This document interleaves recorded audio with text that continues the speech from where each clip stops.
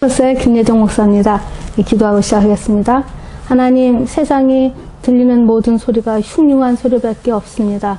그러나 하나님, 시편 91편의 말씀처럼 천년이 만년이 옆에서 넘어진다 하여도 하나님의 자녀는 하나님의 눈동자같이 지키신다는 약속의 말씀을 받고, 하나님, 바람이 부는 대로, 파도가 치는 대로, 바람이 나는 겨처럼 흔들리지 말고 약속의 말씀을 믿고 아버지의 사랑을 의지해서 우리가 모두 다 이 어려운 때를 승리하며 기쁨으로 감사함으로 이길 수 있도록 믿음의 힘을 허락하여 주시옵시길 바라곤 합니다. 오늘도 주님의 생명의 말씀 앞에 섰사오니 오늘도 생명의 말씀을 통하여 하나님, 그 말씀이 요한복음에 말씀하시길 말씀이 곧 하나님이라 하신 그 뜻이 무엇인지 알고 하늘로부터 오는 생명의 영생의 말씀이 무엇인지 깨달아서 이 마지막 때를 주님의 말씀으로 붙잡고 이기는 우리 모두가 될 수 있도록 생명의 말씀으로 하나님 함께하여 주시옵소서. 말씀을 같이 배우겠사오니 성령 하나님께서 오늘도 스승님이 되어 주셔서 우리 모두에게 하나님 영광의 소망을 허락해 주실 줄 믿사옵고 모든 말씀 예수님의 이름으로 기도드렸사옵나이다. 아멘. 사복음서는 우리가 지난주에 우리가 공부했듯이 사복음서의 총 주제는 마태, 마가, 누가, 요한 전체가 너희는 예수를 누구라 하느냐, 이 고백이 굉장히 중요한 거예요. 너는 나를 누구라 하느냐. 여러분들은 예수님을 누구라고 고백합니다. 이 고백이 확실해야, 다른 걸 다 깨닫고 다 안다는데 이 고백이 확실해야 구원의 확신이 있는 거고, 이 고백이 확실해야지만 하나님과 나와의 관계가 확실해지는 겁니다. 너는 나를 누구라 하느냐고 마태복음 16장에 물으니까 세상 사람들은 지금 시대로 말하면 뭐 선지자요, 무슨 뭐 위대한 철학가요, 위대한 무슨 도덕군자요, 뭐 공자요, 맹자요, 4대 성인 중에 하나요, 이렇게 말하듯이 세상은 그렇게 말한다만 그 당시에 예레미야요, 이사야요, 선지자 중에 하나라고 생각합니다라고 말했다면, 그러면 3년 동안 같이 한 제자들, 그동안 예수님의 그 사복음서를 통해서 예수님이 하나님의 아들인 것을 알려주게 하고 깨닫게 한 너희들은 나를 누구라 하느냐 했을 때 베드로가 고백합니다. 그 고백도 베드로가 혼자 스스로 한 게 아니라 바요나 시몬아 네가 복되다, 이것을 알게 해주신 것은 생명의 하나님께서 알게 해주셨다 말하잖아요. 근데 뭐라고 고백해요? 주는 그리스도시요 살아계신 하나님의 아들입니다. 그러면 우리의 고백이 정확하게, 저도 주는 그리스도에 살아계신 하나님입니다. 하나님의 아들이 구세주로 오셔서 나를 죄에서 구원하신 분입니다. 이게 고백이 저도 확실하게 있어요. 그러면 이 고백 위에, 그러면 이 고백을 한 우리에게 예수님은 무슨 일을 해 주셨는가? 그때서야 비로소 주님이 제자들한테 내가 3일 만에, 내가 이제 고난을 많이 받다가 이 종교인들을 통해서, 종교인들이에요. 대사장들, 서기관들, 바리새인들. 이제 교회도 핍박이 교회 안에서 일어나는 거지 세상 사람에게서 일어나는 것이 아니에요. 교회에서 이제 서로 이렇게 배신을 내리고 새로 이렇게 반역이 일어나는 것도 아는 사람끼리에서 이렇게 밀고가 되는 것처럼 이제 그런 거란 말이에요. 그래서 이제 예수님 당시에서도 지도자들, 메시아를 기다리는 지도자에 의해서 예수님이 이제 고난을 받고 십자가 못 박혀 죽으시고 이제 3일 만에 이제 부활하신다라는 얘기를 예수님이 그때서 비로소 해요. 근데 그들의 생각은 지금 예수님이 오시면 이 정치적으로, 경제적으로 이렇게 모든 이런 그쪽으로 메시아가 오신다는 생각이 꽉 차 있었기 때문에 초림 예수님은 우리들의 죄를 위해서 먼저 죄를 해결해야 하나님과 화목해져진다는 그런 제사법에도 있는 거에 대해서는 전혀 생각을 못했어요. 제자들도. 근데 예수님은 이제 그 사실이 이루어지고 난 후에, 이거 예언이잖아요. 성경 전체가 예언되었을 때 그 예언이 이루어진 사실에 대해서 우리가 확실히 알 수 있게끔 예언하신 거잖아요. 아직 돌아가시기 전에 내가 고난을 받은 뒤에 죽고 장사된 지 3일 만에 내가 부활할 거다, 이렇게 예언하시는 거잖아요. 근데 그 예언을 지금은 못 알아듣는 거예요. 자기들이 갖고 있는 관점 때문에, 자기들이 갖고 있는 메시아는 이래야 된다는 관점 때문에. 그러다가 이제 진짜 예수님의 부활하시고 승천하신 후에 제자들이 이 모든 것이 기억나게 하시잖아요. 현실로 와 있을 때. 그런 것처럼 우리도 우리도 지금 이 사복음서를 통해서 우리가 정확하게 알아야 되는 건 우리의 고백에 여러분은 예수님을 누구라고 고백하십니까? 내 죄를 위해서 죽어주시고 나를 구원하시어 오신 하나님의 아들 메시아 구세주입니다.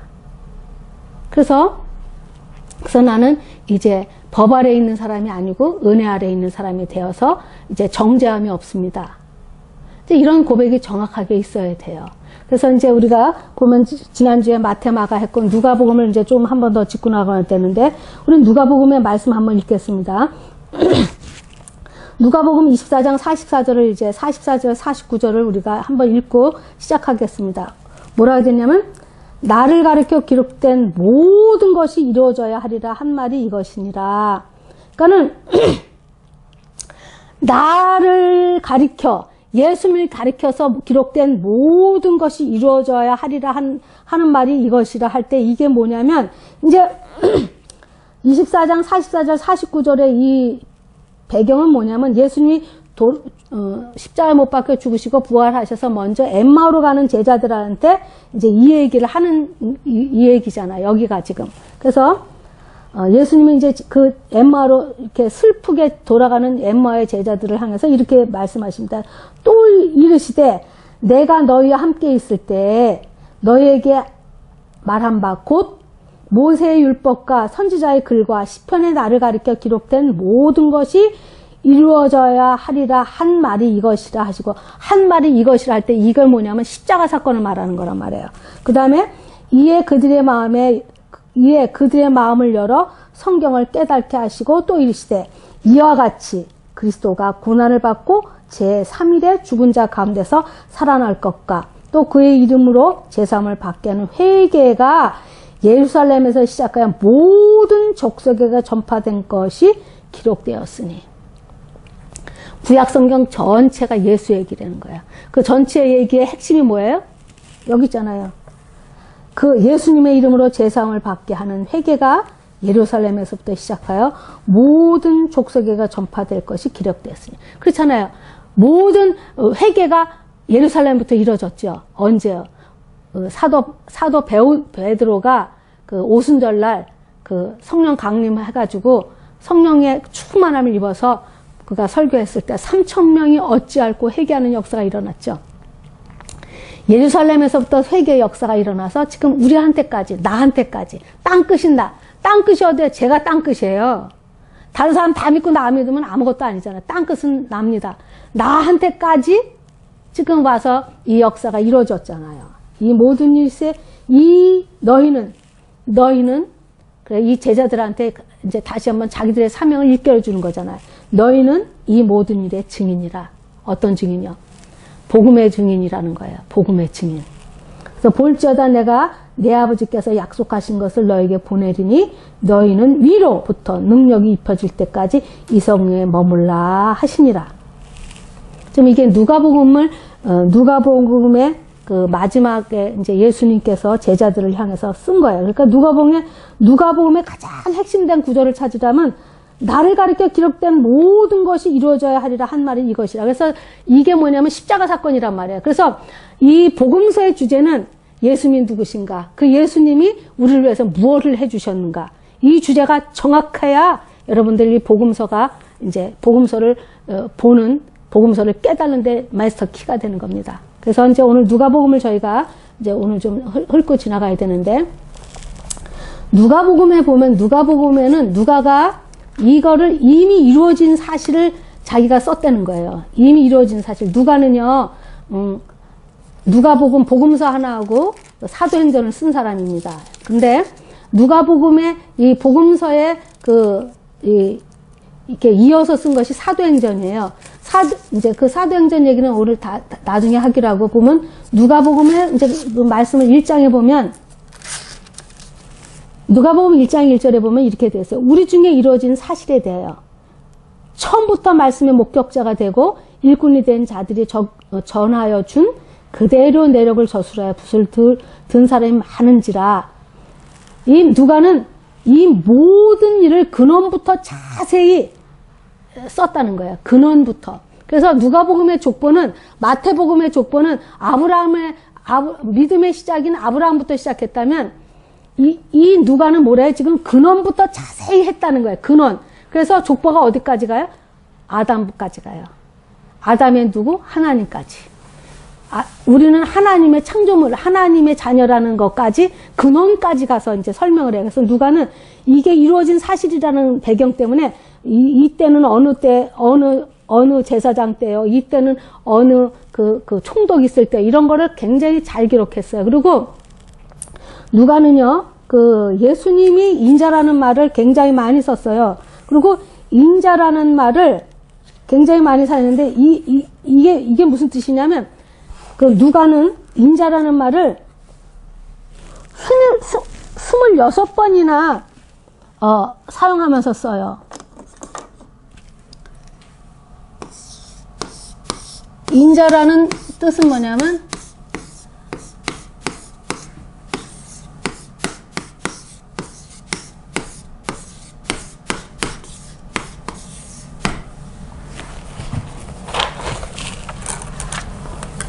사람의 아들이라는 뜻이거든요. 인자로. 그래서 이 뜻은 뭐냐면 인자로 오셨기 때문에 대속제물로 십자가에 달리실 수 있는 거예요.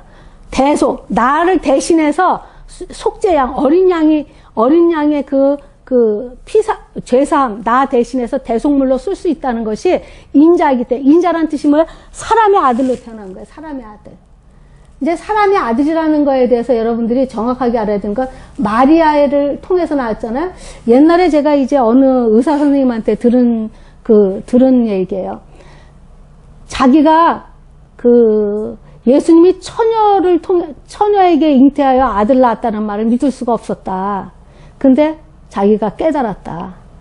과학이 발달되면서 지금도 남자와 여자와 잠자리를 하지 아니하도 이렇게 수정을 통해서 여자의 자궁의 수정을 통해서 아무 관계 없이 수정을 통해서도 임신을 해서 애를 낳잖아요.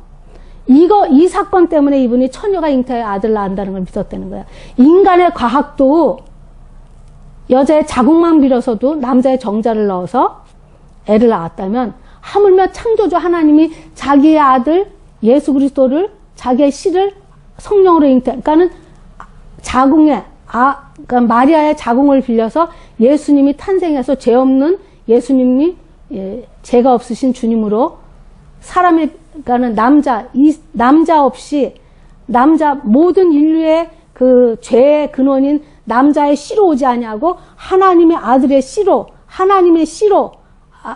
자궁만 빌려서 마리아의 자궁을 통해서 이제 인자로 오셨다는 그 뜻이란 말이에요. 그래서 누가는 예수님이 인간으로 사람의 아들로 이 땅에 우리가 똑같은 육신으로 왔다는 이 인자란 말을 26번 쓰는 이유가 뭐냐? 그가 우리 죄 없으신 예수님의 하나님의 아들이 나를 대신해서, 죄 있는 나를 대신해서 죽기 위하여 인자로 오셨다는 뜻으로 인자란 말을 이렇게 자주 씁니다. 26번이나 씁니다. 그리고 이 누가는요, 예수 그리스도의 그 모습을 굉장히 다른 복음서에서는 나타나지 않은 비유를 굉장히 많이 했어요. 탕자 비유라든가, 그 다음에 선한 사마리아 비유, 예수님이 선한 사마리아의 그 모습으로 자신을 나타내는 모습을 이렇게 쓰고, 그러니까는 참 인간으로 오셔서 어떻게 우리를 위해서 대속물로 쓰셨느냐, 대속물이 되시기 위해서 이 땅에 어떻게 사셨느냐를 잘 드러냈어요. 그 아버지의 마음을 가르쳐 주시던 탕자의 비유가 누가복음 15장에 누가복음만 있는 거예요. 선한 사마리아의 비유도 누가복음만 있는 거란 말이에요. 그리고 또 엠모라로 가는 두 제자를 길동무가 되어주시는 장면, 이런 부분들. 그 다음에 예수님이 이 땅에 오셔서 분명하게 설명한 것이 누가복음에도 9장 20절에 보면 너는 나를 누구라 하느냐. 그러고 나서서 분명히 밝히는 게 인자가 온 것은 잃어버린 자를 찾아 구원하려 함이라. 즉 누가복음 19장 10절에 분명히 뭐라고 밝히냐면 인자가 온 것은 너는 나를 누구라 하느냐? 주는 그리스도의 살아계신 하나님 아들입니다라고 말했을 때 누가복음에서 정확하게 누가를 통해서 쓴 건 잃어버린 자. 언제 잊어버렸어요? 창세기 3장에 아담 하와가 죄를 범함으로 그때 하나님과의 관계가 끊어져서 그때부터 잃어버렸어요. 하나님은 자기 아들을 잃어버린 자가 되었어요. 그래서 하나님 앞에 그 잃어버린 자들을 찾아 하나님과 아들 관계를 회복시켜서 화목케 하려고. 그래서 갈라디아서 보면 예수님의 영이 들어와야지만 하나님의 아버지로 불러. 왜? 예수님은 하나님의 아들인 영이잖아요. 아들의 영이 들어와야지가 우리도 그 아버지로 부를 수 있단 말이에요. 그래서 여기서 보면은 너는 나를 누구로 하느냐, 예수가 누구인가를 하는 점에 누가는 우리를 위해서 무엇을 행해 주셨나 두 가지 주제를 맞췄을 때 주님이 오신 목적은 누가 보면서 인자가 온 것은 잃어버린 자를 찾아 구원하려 함이다 하고 밝힙니다.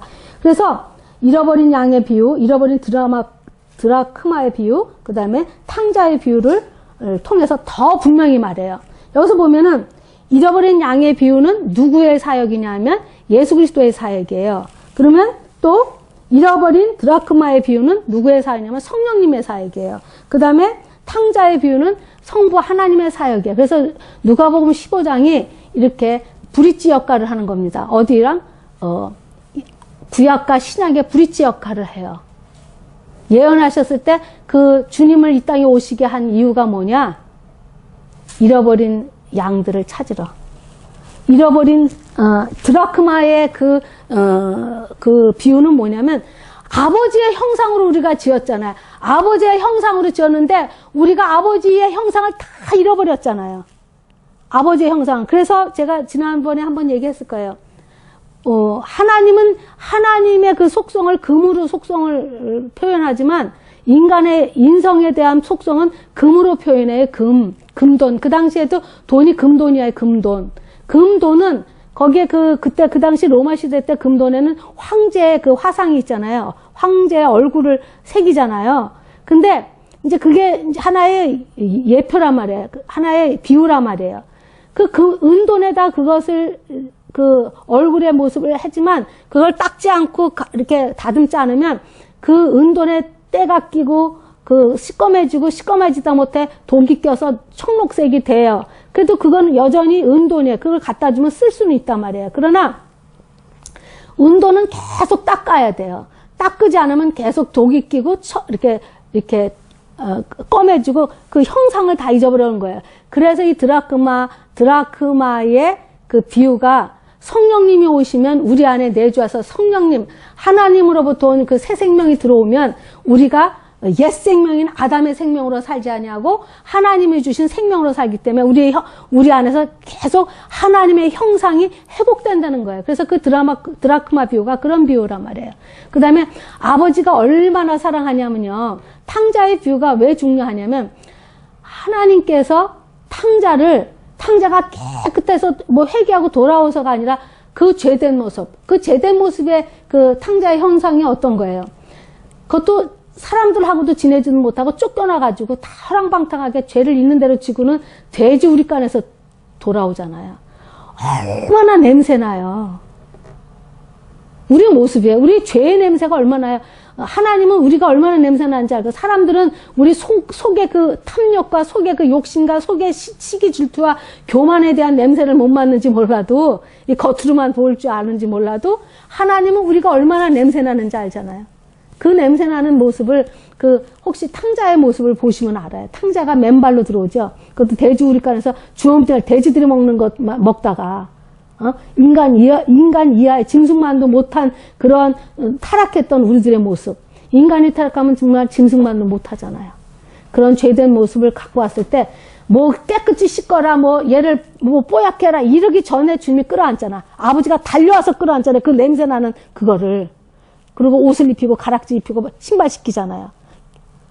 어떻게 해서? 우리는 여전히 예수를 믿어서 스틸 우리는 계속 죄를 져요. 그러나 이 언어는 누구만 쓰냐면 바울만 쓰지만 바울이 이렇게 써요. 바울이 쓰는 용법에서 특히 이런 말이 있어요.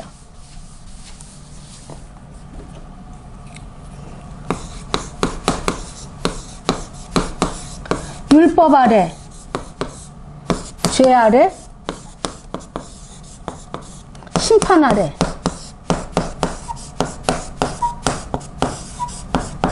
이것도 순서예요. 보세요. 법이 있어야 죄를 깨닫죠. 죄 삭은 사망이란 말이에요. 심판이 뭐예요? 죽음으로 심판해요. 지금. 그래서 우리의 모습을 하나님이 예수 그리스도 없이 볼 때 이 법을 먼저 주는 거는, 그러니까 로마서에 보면은 하나님의 복음이 시작됐어. 그 로마서에 보면은 사도 바울이 자기를 뭐의 부르심을, 사도로 부르심을 받냐면 복음의 사도로 부르심을 받아요. 복음이 무슨 뜻이에요? 인간에게 가장 큰 기쁨의 구원의 소식이란 말이에요. 이게 복음이란 말이에요. 복음, 좋은 소식, 굿뉴스. 그렇잖아요? 복음, 굿뉴스. 근데 그 굿뉴스가 뭐예요? 인간에게 가장 큰 기쁨의 구원의 소식이란 말이에요. 근데 그 복음이 복음돼야 될 때, 복음이 복음으로서 빛이 나려면 자기가 어느 처지에 있었던지를 알아야 돼요. 내가 율법 아래, 죄는 어디서부터 죄가 깨달아지냐면 법이 없으면 죄도 없어요. 빨간불, 파란불, 노란불이 없으면 내가 아무 때나 지나가도 죄의 가능성이 없는데, 법이 들어가기 시작하면 내가 죄인이다, 죄인 아니다가 드러나듯이 율법 아래라는 건 법 아래란 말이에요. 법 아래 죄가 아닌 사람이 어디 있어요? 특히 예수님의 법 아래는 생각으로만 죄를 져도, 마음으로 죄를 져도, 이 속에 있는 탐욕에서부터 근원부터 죄를 설명하신다면 하나님이 들여대는 법 아래 통과 안 될 사람, 죄인 아닌 사람으로 통과될 사람이 이 땅에 아무도 없잖아요. 그잖아요. 그래서 문제는 뭐냐면 율법 아래에서 볼 때 다 하나님의 심판 아래에 있는 거예요. 율법 아래에서 보거나 죄 아래에서 보거나 심판 아래. 결국은 전부 다 심판 아래, 하나님의 이 진노 아래에 있다는 거예요. 진노. 그런데 로마서 8장에 가보면 정죄라는 게 없대요. 정죄가 없다. 이 뜻이 무슨 뜻이냐? 무엇 때문에? 하나님이 우리를 은혜 아래에서 본다는가? 은혜라는 게 뭐예요? 은혜 아래? 십자가 보혈의 피 아래에서 우리를 봤다는 뜻이에요. 예수님 이 땅에 오셔서 대속제물로 하셨다는 뜻이 뭐냐면 우리를 위해서 대신 죽으신 예수님의 피를 통해서 보기 때문에 우리가 정죄함이 없는 거예요. 정죄. 죄가 정해지지 않는단 말이에요. 그러면 이제 나중에 갑시다. 그래서 보면 이제 아버지의 사랑에 대해서 그 탕자를 설명할 때 제가 말하는 거예요. 탕자를 끌어안았을 때는 예수 그리스도의 사랑이, 예수 그리스도의 십자가의 사랑이 있었기 때문에 그 탕자가 아버지의 마음이 그렇게 표현한 거예요. 그러니까는 여기서 제가 지금 포인트로 말해드리고 싶은 건 뭐냐면 죄송합니다. 탕자가 돌아왔을 때 하나님이 아버지가 끌어안았을 때 죄된 모습 그대로 끌어안았다는 거예요. 나는 예수 그리스도의 보혈의 피로 내가 의롭다함을 입었음에도 불구하고 나 여직 스틸 죄를 짓고 스틸 내가 늘 내 안에 스스로 정죄감이 있잖아요. 그러나 하나님은 정죄함이 없다는 거예요. 이제 이거에 대한 갭을 우리가 이제 오늘 이 시간에 분명히 해결하고 가야 되는데 다시 봅니다.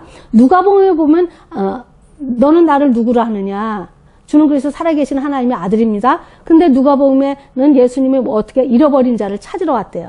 잃어버린 자. 언제 잊어버린? 아담 이후로 잊어버린 모든 인류를 찾아서 이제 하나님 앞에 회복하게 하시려고 왔다는 뜻이란 말이에요. 그러면 그래서 누가복음에만 특별히 있는 그 비유가 있잖아요. 지금 선한 사마리안, 탕자 비유, 그 다음에 드라크마 비유, 이제 이런 모든 비유들, 이런 걸 통해서 예수님이 어떻게 우리 애들한테 해줬는지, 예수님이 이 땅에 인간으로 오셔서 어떻게 이제 그러니까는 예수님께서 지금 갈릴리에서 예루살렘에 가는 동안에 우리들이 어떻게 살아야 되느냐를 시작할 때 제일 먼저 들은 비유가 선한 사마리아 비유예요. 이 땅에 우리가 어떻게 살아야 되느냐. 선한 사마리아, 내 이웃을 위해서 목숨을 다해서 마음을 다하고 사랑하라는 거예요. 왜? 하나님이 너를 그렇게 사랑해서 내가 지금 잃어버렸던 아버지를 찾았듯이 네가 이 땅에 살면서 선한 사마리아인처럼 네가 그렇게 잃어버린 자를 찾아서 하나님 앞에 드릴 때 하나님이 가장 기뻐한다. 거기서 그렇게 했잖아요. 누가 보면 99명, 우리 안에 있는 99명보다 하나 잃어버린 양을 찾을 때 천국에서 이렇게 잔치가 일어난다. 그러니까는 여러분들 이런 심정이면 돼요. 어렸을 때 잃어버렸던 아이를 찾았을 때 그 부모 마음이 얼마나 이 세상을 다 준 것만큼 행복하듯이 주님도 아버지도 그렇다는 거예요. 그래서 여기 누가복음에는 예수님이 인자라는 비유를 26번 쓰시면서 인간으로서 어느 것이 하나 앞에 가장 귀하게 하는 일이냐? 잃어버린 우리들을 찾아서 하나 앞에 주로 구원하러 왔다. 구원하러 왔다. 그게 뭐예요? 하나님과 우리가 왜 갈라졌어요? 죄 때문에 갈라졌잖아요. 죄 아래 있잖아요. 그래서 다시 제가 이제 왔다 갔다 하지만 잘 연결해서 들으시기 바랍니다. 로마서는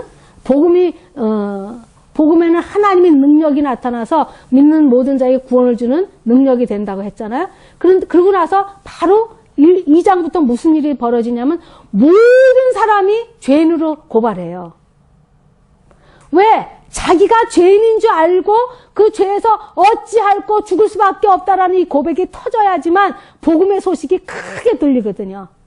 죄의식 없이는 내가 오호라 나는 공관자라는 내 이 사망의 이 죄, 나는 죄를 짓지 않으려 해도 이 죄가 죄가 저절로 저지는 이 육신의 이 죄악에서 내가 어찌할 거라는 이 고백이 있어야지만 복음의 소식이 복음인 거예요.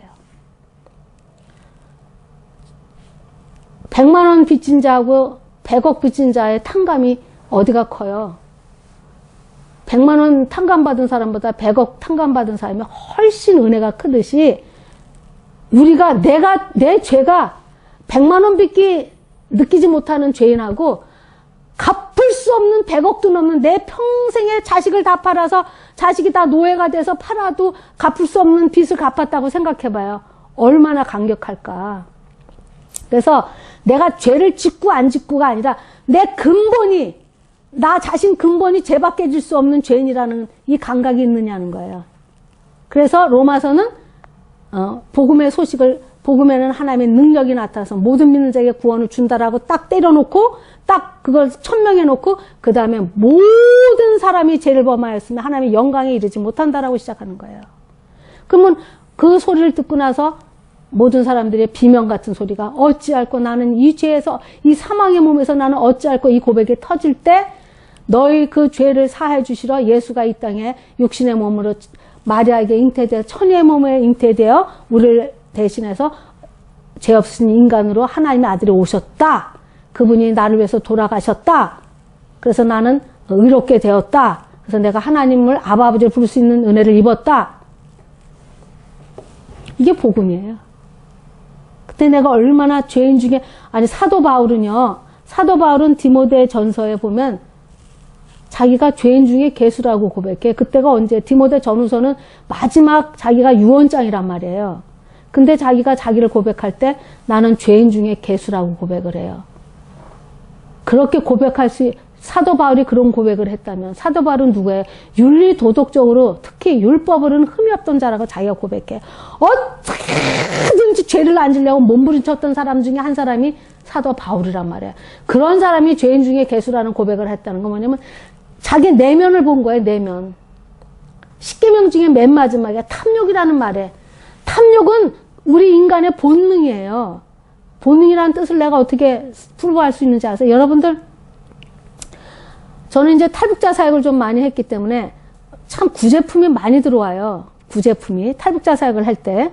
제가 이제 한 10년 전에 이제 탈북자 사역을 해서 탈북자 교회를 섬긴 적이 있어요.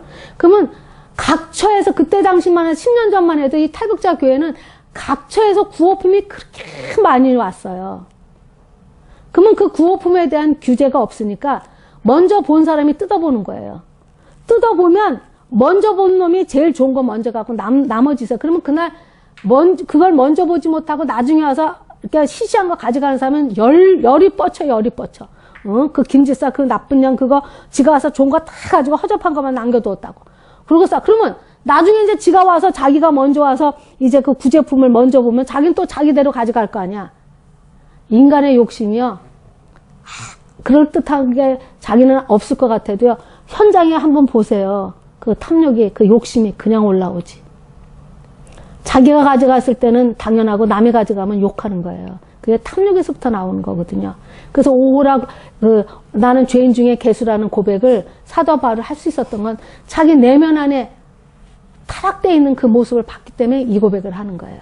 그래서 이 고백이 나왔던 바울의 위대함인 거예요. 여러분들은 나는 죄인 중에 괴수라는 고백을 지금 말씀 듣는 분과 저를 통해서 저를 포함해서 몇 명이나 나는 죄인 중에 괴수야. 나는 죄밖에 해줄 수 없어. 나는 진짜 이렇게 타락했을까? 이렇게 오호라 나는 나에 대해서 자기한테 철저하게 디나일 시키고 철저하게 자기한테 이렇게 고민해보고 자기에 대해서 실망해본 그런 경험들이 몇 번이나 있나요, 여러분들 인생 속에? 그 고백이 있는 그 나라까지 떨어져 봤던 고백이 있어야 하나님의 은혜가 얼마나 크고 하나님의 사랑이 뼈가 저리도록 하나님이 세상을 이처럼 사랑하사 독생자를 주신 누구든지 저를 믿는 자마다 멸망치 않고 영생을 얻는다는 이 말이 얼마나 귀한 말인지를 아는 거예요. 여러분 이 말을 누가 했어요? 사도 바울이 했다는 걸 기억하셔야 돼요. 왜? 사도 바울이 어떤 사람이야? 나는 바리새인 중에 바리새인이요. 율법은 흠이 없대. 도덕군자 중에 도덕군자라는 거예요. 그러니까 지금 세상 말로 말하면 야, 저 바울은 저 예수 안 믿어도 천국 갈 사람이 이 정도로 살았다는 뜻이에요. 그런 사람 입에서 나는 죄인 중에 괴수라고 말했다면 우리 자신을 놓고 한번 철저하게 분석하고 생각해 봐야 되는 겁니다. 내 속에 탐욕이 얼마나 세고 내 속에 고백이 얼마나 교만하면 내가 얼마나 많이 내가 주인이 돼서 아주 방자하게 살았는지를 하나님을 무시하고 살았는지를.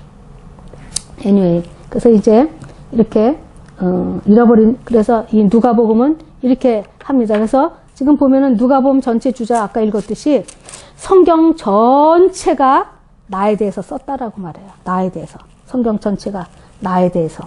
그래서 보면 우리가 한번 19장 41절 한번 읽어보겠습니다. 누가복음 19장 41절 주님이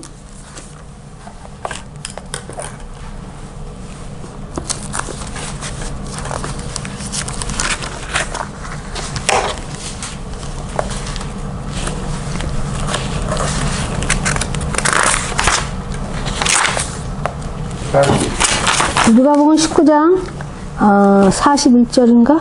어디 한번 보겠습니다.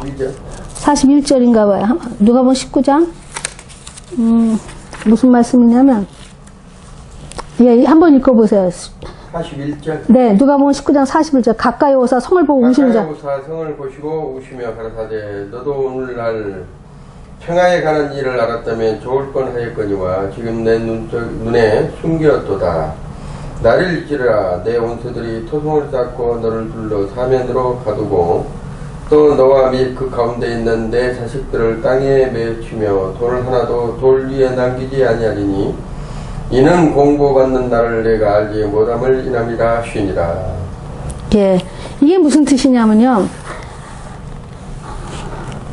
예수님께서 이제 그 이스라엘 민족들이 자기 백성들이 오매 요한복음 그러잖아요. 자기 백성들이 영접지 않아, 자기 땅에 오매 자기 백성들이 영접지 아니하였더라. 이런 말씀 있잖아요. 그러니까 이스라엘 민족한테 왔는데 그들이 예수님을 결국은 십자가에 못 박히고 예수님을 디나이 하잖아요. 우리의 왕은 가이사입니다. 우리의 왕은 가이사입니다. 가이사입니다. 그러니까 예수님이 그런 말 해요. 너희들이 다른 왕이 왔으면 영접했을 거래요. 그래서 결국은 적그리스도를 받아들이게 되잖아요.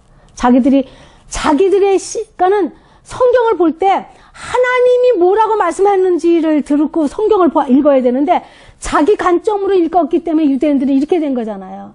자기가 생각하는 메시아 관을 갖고 있었기 때문에 성경이 아무리 말을 해도 이사야가 그렇게 말을 많이 했는데 우리 예수님이 메시아가 오는 건 너희 죄 때문에 온다. 병든 자에게, 눈먼 자들에게, 갇힌 자들에게, 죄 갇힌 자들, 하나님을 볼 줄 모르는 자들에게 눈뜨게 하고 죽었던 우리 영혼을 살리는 이렇게 그렇게 말을 했어도 어디에 눈을 말해요? 솔로몬 때처럼 다윗 때처럼 그 육적인 그런 구원론에서만 볼 줄 아니까.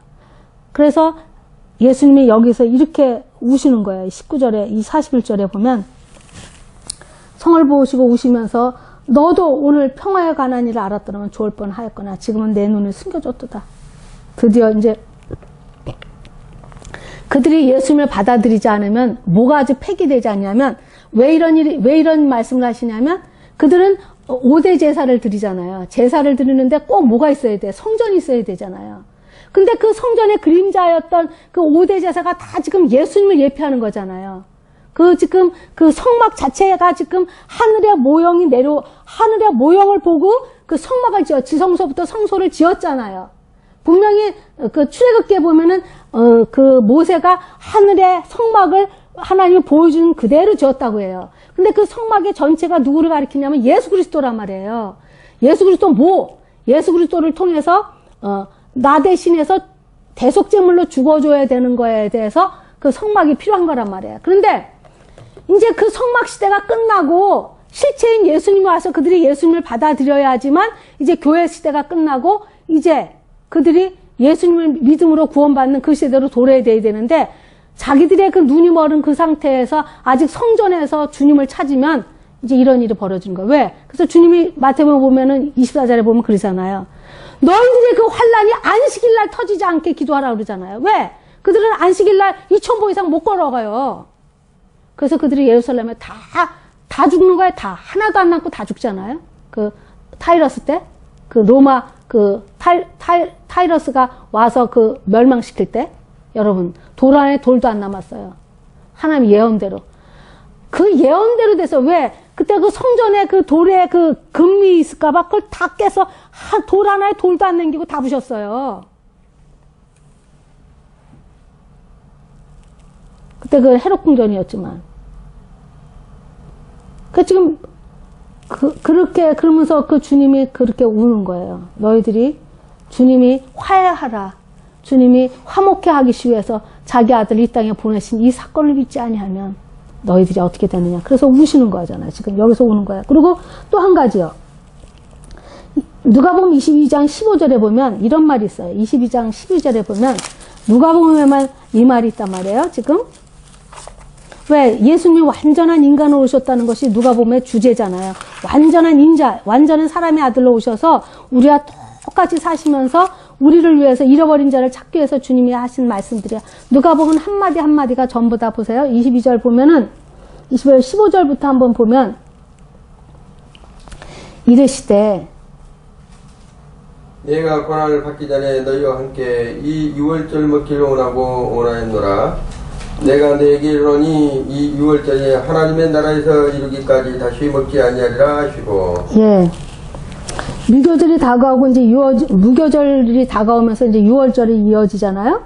근데 유월절은 어린 양이 죽음 당하시기 위해 유월절을 맞춰 예수님 올라간 거예요. 그래서 주님이 제자들에게 내가 고난 받기 전에 너희와 함께 이 유월절 먹기를 원하였노라. 왜 원하셨을까요? 어찌하여 원하셨을까요? 이게 마지막 유월절이잖아요. 예식으로 하는 마지막 유월절이잖아요. 첫 번째 유월절은 언제예요? 출애굽할 때 그 유월절이라는 것이 언제 시작돼요? 그들이 출애굽할 때 마지막 재앙이잖아요. 마지막 재앙. 그 바로를 완악하게 하셔서 바로가 끝까지 말을 안 들어요. 벌써 9째 재앙 때 이미 바로 나라는 다 망했을 거야. 그런데도 인간의 그 죄성이 하나님이 내버려둔 심정이 얼마나 악한지 보세요. 바로가 안 꺾여요. 어디서 두 손 들어요? 죽음 앞에서 들어요. 죽고 난 다음에 손 들면 무슨 소용이 있냐 말이에요. 근데 그때 유월절은 이제 그 죄 싹은 사망이에요. 그러니까는 하나님의 진노가 이제 죄를 어떻게 다루시느냐를 이제 죄 싹은 사망이라는 것을 지금 가리키는 건 말이에요. 왜냐면 그 집에 다 죽이지 않고 하나님의 그때도 은혜예요. 그때 그 애굽 나라의 백성들 다 죽이지 않고 대표성으로 장자가 죽이잖아요. 장자가 죽었다는 건 지금 동양 사상에는 그 대가 끊기는 거잖아요. 완전히 대가 끊겨서 이제 아무것도 그 집안에 아무것도 남은 게 없는 거란 말이에요. 그 장자가 죽었다는 뜻은. 근데 이스라엘 나라의 어린 양의 피를 문지방 이렇게 발라요. 지금 피를 이렇게 바른단 말이에요.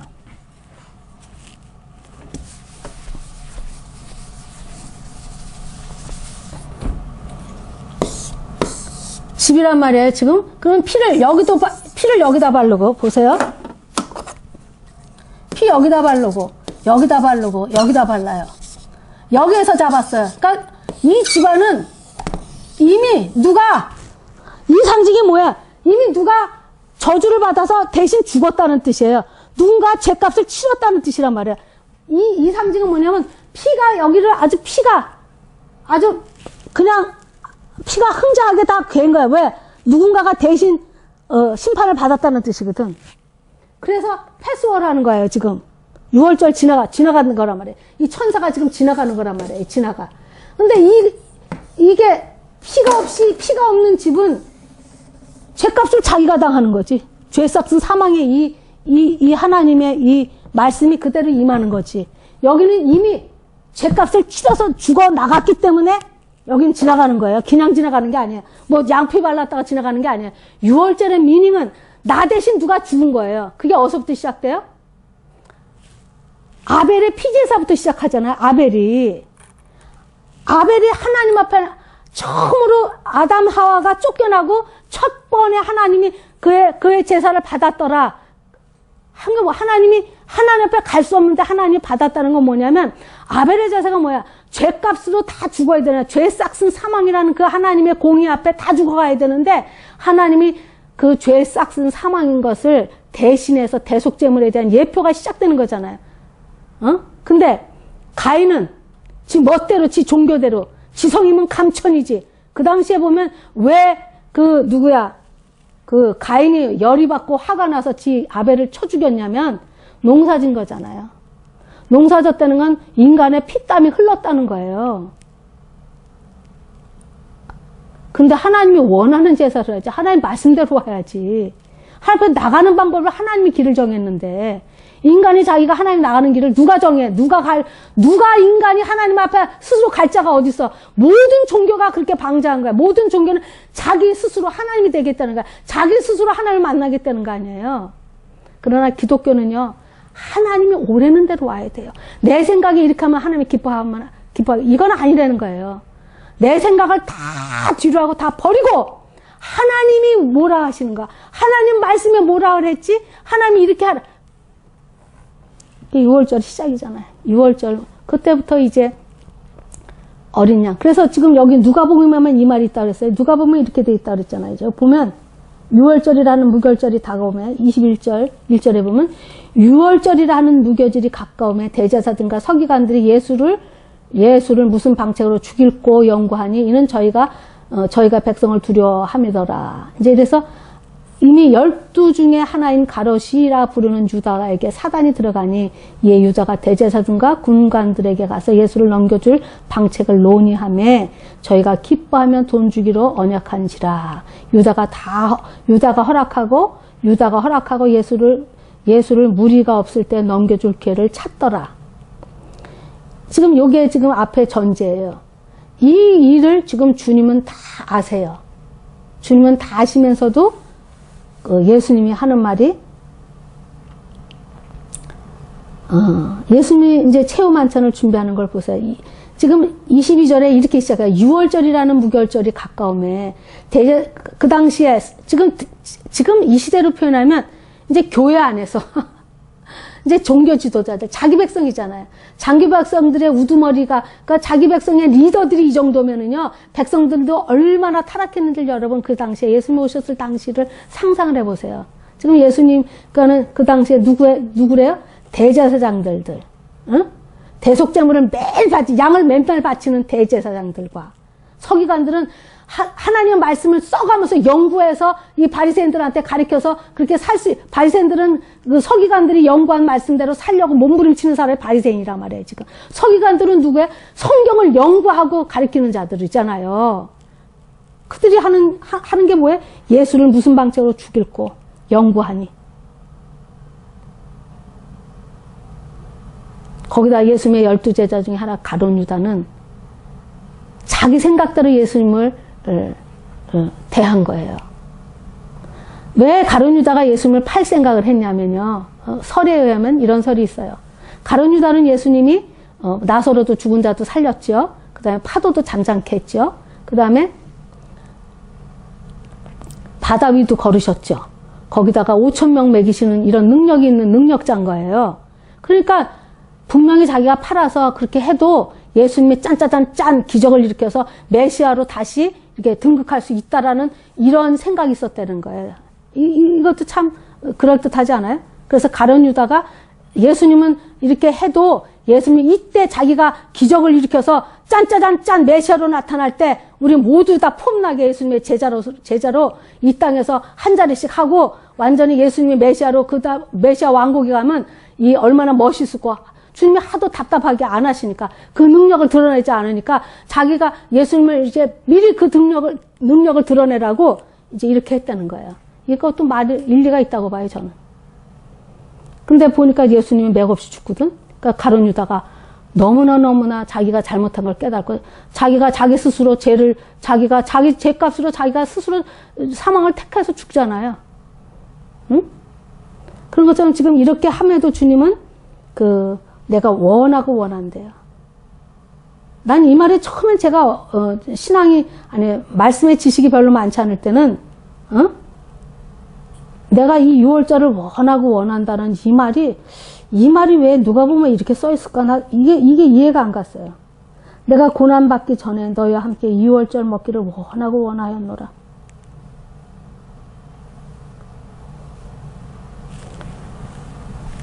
히브리서 9장 10절에 보면요, 이렇게 됐어요.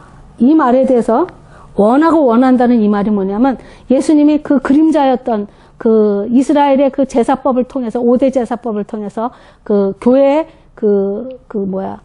지성소를 통해서 이 그림자였던 그 모습들이 너희 죄를 그 당시에 그 5대 제사법을 가지고는 우리 죄를 살짝 가리는 거지 완전히 죄 문제가 해결되는 게 아니잖아요. 여전히 죄에 끌려다니고 마귀한테 종노릇하고 끌려다니면서 죽기를 무서워하는 그 모습이잖아요. 그래서 히브리서는 이렇게 돼 있어요. 보여요? 뭐라 그러냐면 히브리서 9장 10절 한번 찾아가서 읽고 시작하겠습니다. 히브리서 9장 10절.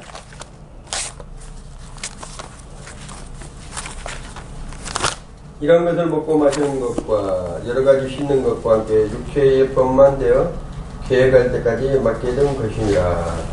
개혁할 때까지. 이게 언제냐? 이 그림자가 실체로 개혁이 될 때, 이게 성찬식이, 첫 성찬식이잖아요. 이때가 지금. 새로운 언약이라고 그러잖아요. 새 언약을 지금 하나님이 맺잖아요. 누구랑 더불어. 그때 이제는 의문에 쓰인 그 율법이라면 지금은 우리 마음의 신비에, 우리 마음의 세계에서 깨닫게 하잖아요. 이 6월절의 뜻이 무엇인지를 정확하게 가리키는 거 아니에요, 지금. 6월절의 뜻이 그 그림자처럼 왜 어린 양이 죽어야 되지? 내가 죄를 져서 이 어린 양한테 전가시킨다는 뜻이 희미하게, 나 때문에 이 어린 양이 죽지, 이런 거 희미하게 알지만, 예수님께서 6월장의 어린 양, 누가 말해요? 요한은 예수님을 계속 어린 양으로 표현해요? 계시록 보세요. 어린 양으로 시작해서 어린 양으로 끝나요. 왜? 대속제물이 무엇인지에 대해서 제자들이 이거를 깨달았을 때 아마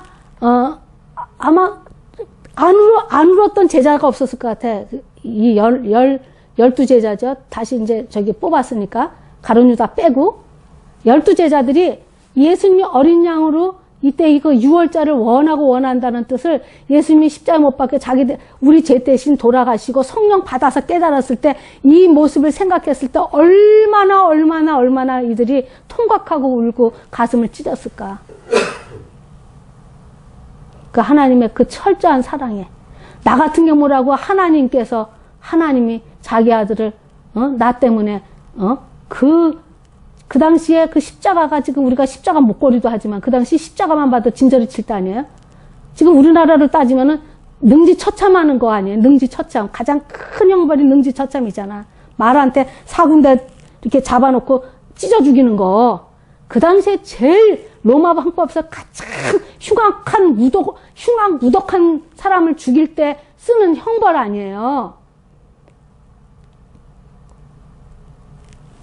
하나님이 십자가를 택해서 예수님을 그렇게 매달으신 거는 하나님은 죄를 참아보지 못하고 죄를 절대 용서하지 않는다는 예표이기도 해요.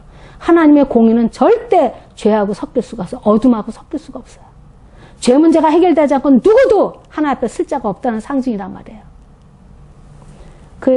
내가 당해야 되는 그 십자가의 사건을 예수님이 대신 죽은 그 사랑.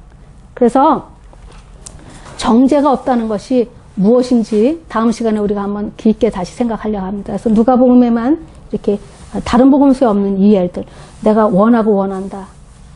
내가 너희 죄를 사려 너 대신 죽으러 왔다. 내가 이것을 하러 왔다. 그래서 주님이 굳게 결심하고 가는 거예요. 인간의 모습으로 쓴 거예요.